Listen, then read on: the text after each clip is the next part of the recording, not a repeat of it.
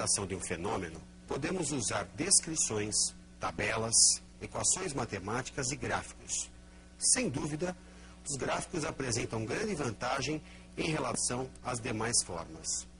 É mais fácil visualizar crescimentos, decréscimos, através de gráficos, do que em leis matemáticas ou em tabelas. No estudo das desigualdades, que iniciaremos hoje, é fundamental o uso de gráficos. Vejamos os tópicos da aula. Para as funções de primeiro e segundo graus, veremos estudo de sinais, sistemas de inequações, inequações produto e quociente. Para que valores de x uma função é menor do que zero? Para que valores de x uma função é maior do que zero? Resolver esse problema significa estudar os sinais da função. Observe na tela. X igual a menos b sobre a é a raiz da função f de x igual a ax mais b, isto é, o valor de x que anula a função. Sendo crescente, o que ocorre para a maior do que zero, à esquerda da raiz a função é negativa e à direita é positiva. Sendo decrescente, o que ocorre para a menor do que zero, à esquerda da raiz a função é positiva e à direita é negativa. Assim, genericamente, temos que, à esquerda da raiz, a função tem sinal contrário de a, e à direita, a função tem o mesmo sinal de a. Contudo, podemos obter as soluções dessas inequações de primeiro grau usando as propriedades de desigualdade. Observe na tela. Para que valores de x a função f de x igual a 4 menos 2x é positiva? F de x é positiva, então f de x é maior que zero. Assim, 4 menos 2x é maior que zero. Subtraindo 4 dos dois membros, temos que menos 2x é maior que menos 4. Multiplicando os dois membros por menos 1 e lembrando das propriedades de desigualdade, temos que 2x é menor do que 4. Observe que houve uma inversão no sentido da desigualdade, já que multiplicamos por um negativo. Dividindo os dois membros por 2, resulta x menor que 2. E o conjunto solução desta desigualdade é formado por todo x real, tal que x é menor do que 2. Vejamos a resolução desta mesma questão através do estudo de sinais. Observe na tela. Primeiro, obtemos a raiz, o valor que anula a função. 4 menos 2x igual a zero. Subtraindo 4 dos dois lados, menos 2x igual a menos 4. Multiplicando os dois membros por menos 1, 2x igual a 4, e dividindo os dois membros por 2, temos que x igual a 2. A igual a menos 2, menor que zero. Portanto, à esquerda da raiz, a função é positiva. À direita da raiz, a função é negativa, já que temos uma função decrescente. O conjunto solução, neste caso, é formado por todo x real, tal que x é menor do que 2, que é exatamente o trecho onde a função é positiva. Para que valores de x uma função de segundo grau é menor do que zero? Para que valores de x ela é maior do que zero?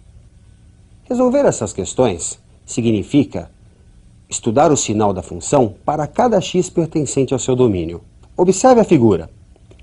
Nos casos de delta maior do que zero, a parábola cruza o eixo x em dois pontos. O sinal da função é contrário ao de a entre as raízes e é o mesmo de a fora do intervalo das raízes. Para o caso de delta igual a zero, a parábola intercepta o eixo x em apenas um ponto. A função tem o mesmo sinal de a antes e depois da raiz. Para o caso de delta negativo, a função tem o mesmo sinal de a para qualquer x. Vejamos alguns exercícios de aplicação desses conceitos. Resolver o sistema x² menos 6x mais 5 menor ou igual a zero, 2x menos 4 maior que zero. X² menos 6x mais 5 deve ser menor ou igual a zero. Observe na tela. Primeiro, vamos determinar as suas raízes. Para isso, o cálculo do discriminante, b² menos 4ac. Substituindo os valores de a, b e c, menos 6 ao quadrado, menos 4 vezes 1 vezes 5. 36 menos 20, que resulta 16. Por ser maior que zero, mostra a existência de raízes distintas. Pela fórmula de Bhaskara, temos que x é igual a menos b mais ou menos raiz de delta sobre 2a, e substituindo os valores, menos 6, mais ou menos raiz de 16 sobre 2 vezes 1, o que resulta 6 mais ou menos 4 sobre 2. Temos duas raízes, 6 menos 4 sobre 2, 2 sobre 2, 1, e 6 mais 4 sobre 2, 10 sobre 2, 5.